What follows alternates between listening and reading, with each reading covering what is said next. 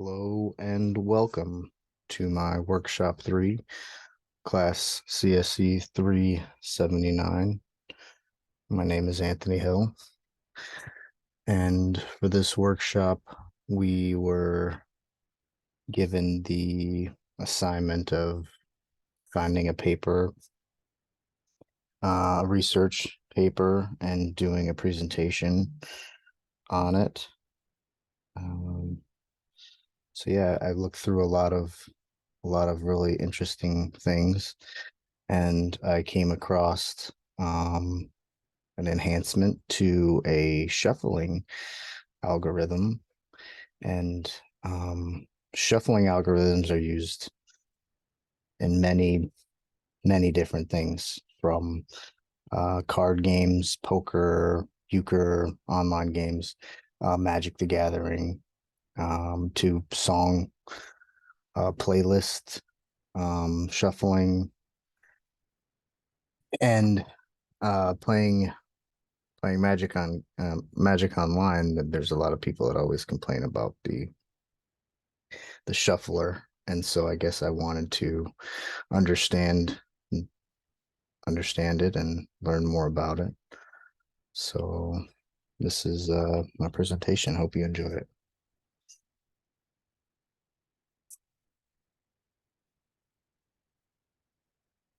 So the Fisher Fisher Yates was originally developed. The algorithm was originally developed in 1938, and um, it's kind of old. But the research paper that I came across had a way to use Visual Basic and the .NET framework, and was able to get its average time lower, and its um, overall average time lower, and its worst case lower. And I'll explain that. I'm also going to explain what the Fisher-Yates algorithm is, in case you don't know what it is. And I will do a overall view of the Fisher-Yates algorithm. And the paper that I found was out of Nigeria, the Department of Computer Science and Federal University Technology, Akure, Nigeria. And they used it for a game called Watt. I'm not sure if you ever played that, but before now, I've never even heard of that game. But I'll describe that to you. So the steps for the algorithm, you start and you have um, n numbers. So for my example, I'm going to be using 8 different cards. And so we're going to be iterating through 1 minus 8 times. So you'll have 0 through 7 indexes in the array, and it will start with 7 and then decrement each iteration through the for loop. And every time it does, it will generate a random number and go search for that, or grab that card that's in that position in that index, and we'll swap it. So we'll start with I use some of the cards from the Watt game that that the paper had used. I thought it would be fitting just to try to keep it all the same. So here we've got 1, 2, 3, 4, 5, 10, 12, and 20. Just each individually different 8 distinct cards. And so the Fisher-Yates algorithm will start at your nth index, or your in this case it'll be our 7 index. So we go from 0 to 7, so the 8th position or the 7th index. So this is my terminal for my when I ran my program, and I'll get to that in a minute. So we start off with 1, 2, 3, 4, 5, 10, 12, and 20. And so the first time through, card number 20 swaps with the card in random card fours, or in the random with the random card four. So it picked the 0, 1, 2, third index as its random number generator, which is modded by 8. So it can only be 0 through 8 that it can pick. And then each time it gets decremented down, its mod changes also. But picks 4 and then swapped, and it decrements. So now we go to index 6, which is card 12. Card number 12 swaps with the random card number 10. So right there, and they swap, and then it decrements down again. So now we're at 12, card number 12, or index 0, 1, 2, 3, 0, 1, 2, 3, 4, 5, index 5. And so card number 5 swaps with the card number 3. Oh, wait, that was the wrong one. Card 12 swaps with card 20. Then it swaps, and then we decrement, and now we're at 5. And card 5 swaps with card 3. And now we're at 12. And sometimes this can happen where the random number that's generated is what the current position it's pointing to. So 0, 1, 2, 0, 1, 2, 3. It's pointing at index 3, and the random number that was generated was 3. So card 12 stays right where it's at. Decrements. I'm going to go back to 5. 5 swaps with 2. Then we go to 5. And now 5 can either, the random number generator is going to pick 1 or 2.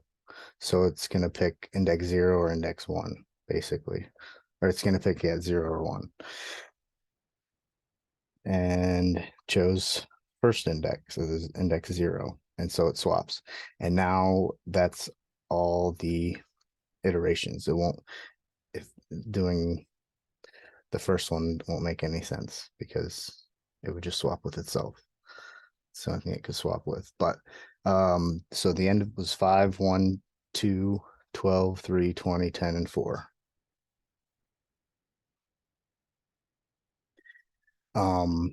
The code, it's quite simple. There's a swap function that it creates 2 pointers to 2 variables, and it's got a temp spot to hold the temporary data, and it's used in the actual shuffle loop.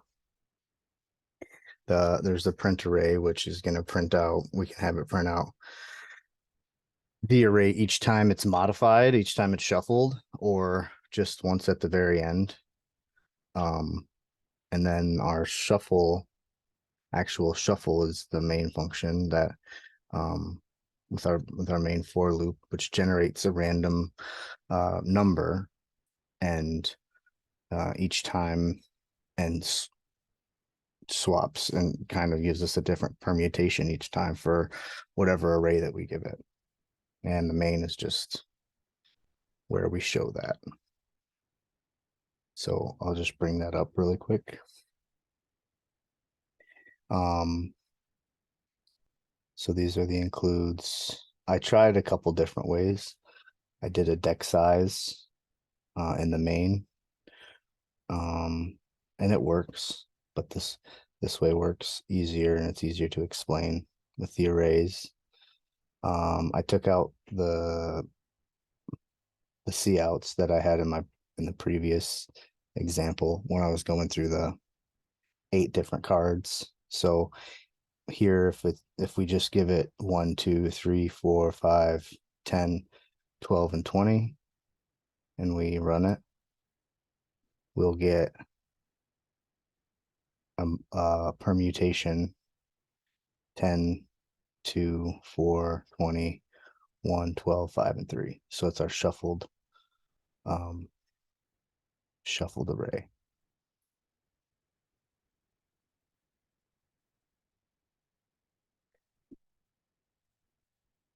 And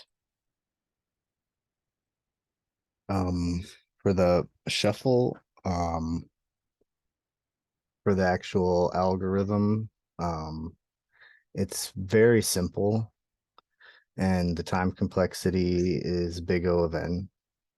Um, there's really only loops n amount of times, because if we give it a deck of, like the example was 8, it was only went through 7 times, iterated 7 times. So um 52 52 is the normal uh card size, unless you're playing Magic, then it would be like 60, or I think this Watt game actually has 54, and whatever various other games.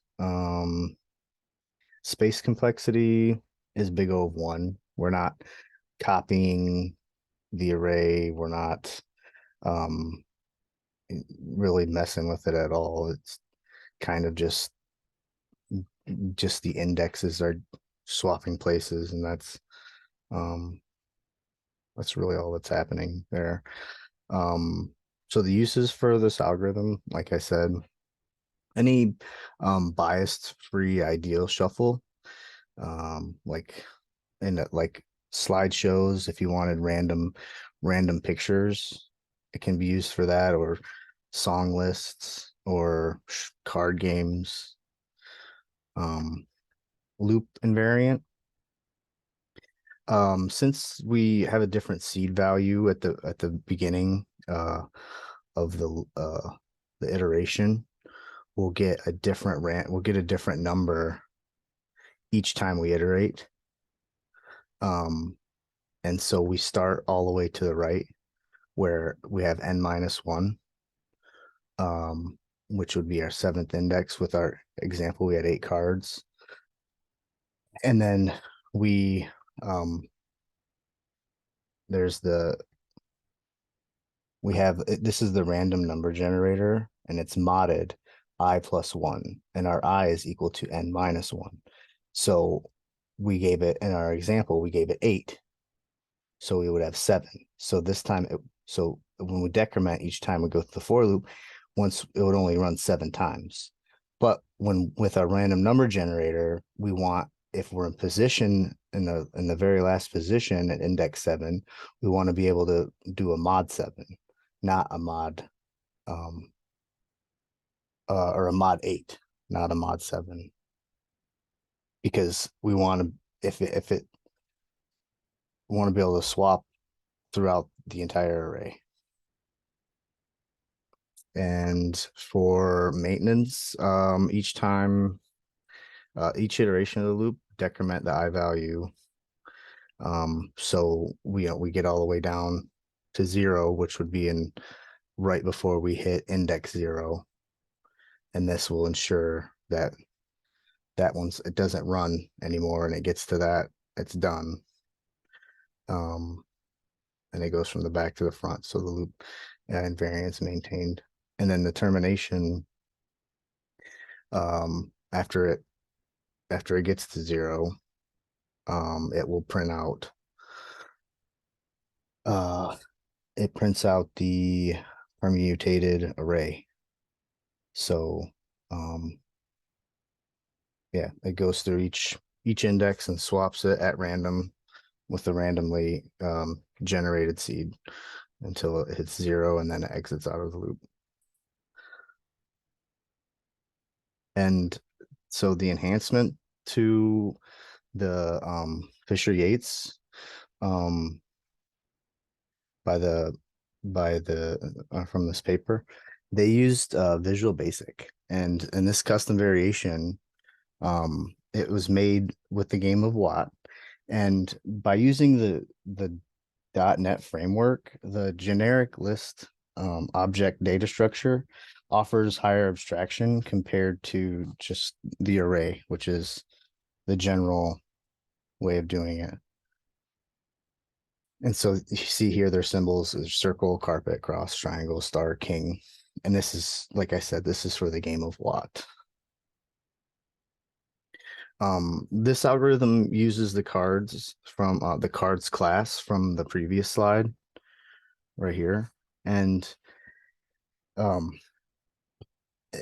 as a type of items on the generic lists. Thus, every item on the generic list inherits the attributes of the card class, which are the symbols and numbers. And we have the dot add and the dot remove essentially pushes to and pops from the list. The space complexity is the same. However, they got results on average with an O of n log n, and for the worst case, O n log n, which is minuscule. It's a little bit better, a little bit faster than the original algorithm, not by much, but there are any enhancement is an enhancement. And here's some of the permutations they got. This is a 10 permutations of a deck of 20 cards. And yeah, it's quite quite randomized. And I'll show you. Actually, I'll run this a couple times just to show you the different. So this is 4, 10, 2, 5, 12, 3, 1, 2, 0, or 120. And then I'll run it one more time just to show you that it's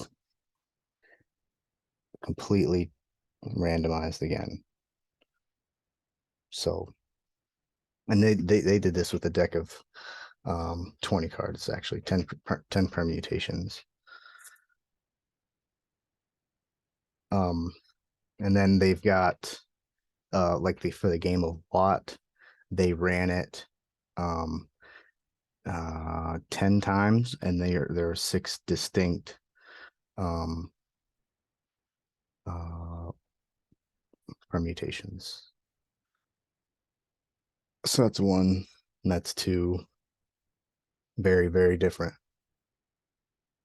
shuffle, very, very different permutations, very distinct. Excuse me.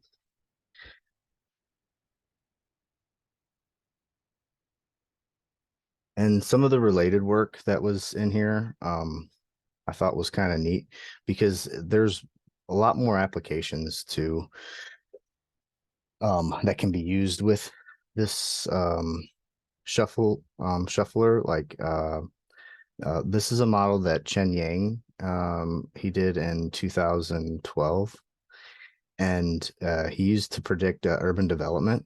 And he presented this schematic diagram of symmetry, breaking, and reconstruction of network and cities, or network of cities, and using card shuffling as a major component in his design. So I thought that was very interesting. And these are the references from the paper and from what I put in the slideshow. And overall, I had a really good time learning about this algorithm and furthering my understanding of algorithms in general, and taking it a step closer to, if not understanding the Magic the Gathering shuffler, but hopefully being able to at least explain how shuffling works on a basic level if I don't ever get into video game coding, one day. At least now I know. And yeah, I hope you learned a little bit. If anything, learned how the Fisher Yates shuffler works, and people are always trying to, you know, make improve on old algorithms, and I thought that this one was very interesting. So thank you very much.